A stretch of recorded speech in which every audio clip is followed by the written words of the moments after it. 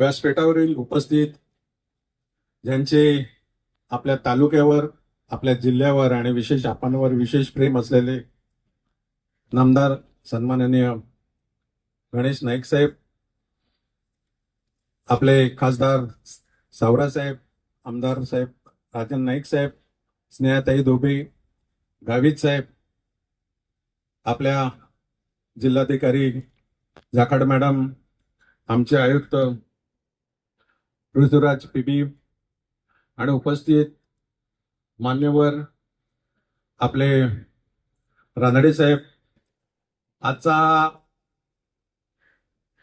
दुग्ध शर्करा आयोग अनेक वर्ष जो आपला मुद्दा होता रहदारीचा, ब्रिजचा, तो आजच्या दिवशी आपण लोकार्पण करत आहोत. 1990ला पहिली सुरुवात झाली की हा ब्रिज बनवायचा, परंतु अनेक त्याच्यामध्ये समस्या आल्या.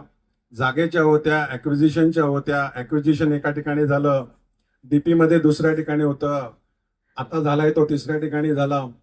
त्याच्यामध्ये अनेक ठेकेदार येत नव्हते, त्यामुळे विरारचा ब्रिज बंद होणार, फाटक बंद होणार होतं. आणि त्यावेळी आपण आग्रह केला आपांनी, आणि पहिला कसाही करून विरारचा ब्रिज बनवायचा तो केला. त्यावेळी देखील एक आग्रह होता की हा चौपदरीकरण असला पाहिजे, परंतु त्यावेळी तो झाला नाही. परंतु यानंतरचे सगळे जे ब्रिजेस होते ते सिंगल होते, आणि सोपाऱ्याला आपण बघितलं असेल कशा अडचणी निर्माण होतात.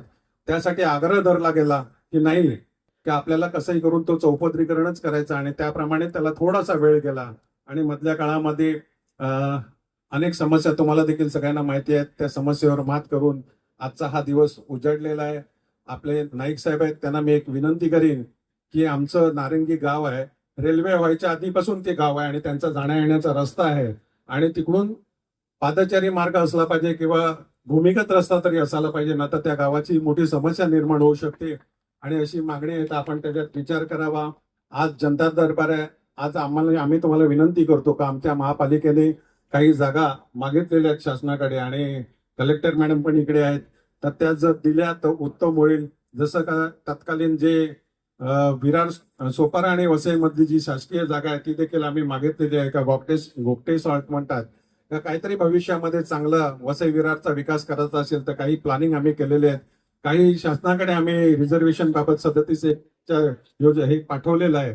परंतु जर ती जागा हँडओव्हर जर झाली तर निश्चित वसई विरार महापालिकेला चांगलं भविष्यासाठी युवकांसाठी काहीतरी करायला लागेल. हे विजन लोकनेते हितेंद्र ठाकूर यांनी ठेवलं होतं, तर त्याला मूर्त स्वरूप द्यायचं आहे, आणि त्यासाठी आपल्या सगळ्यांची आवश्यकता आहे. परत एकदा मी नाईक साहेबांचे आभार मानतो, कारण कायम आपल्या तालुक्याच्या, आपल्या जिल्ह्याच्या आणि आपल्या मागे कायम राहणारे नाईक साहेब यांचं मी इकडे स्वागत करतो आणि माझे 2 शब्द संपवतो. जय हिंद, जय महाराष्ट्र.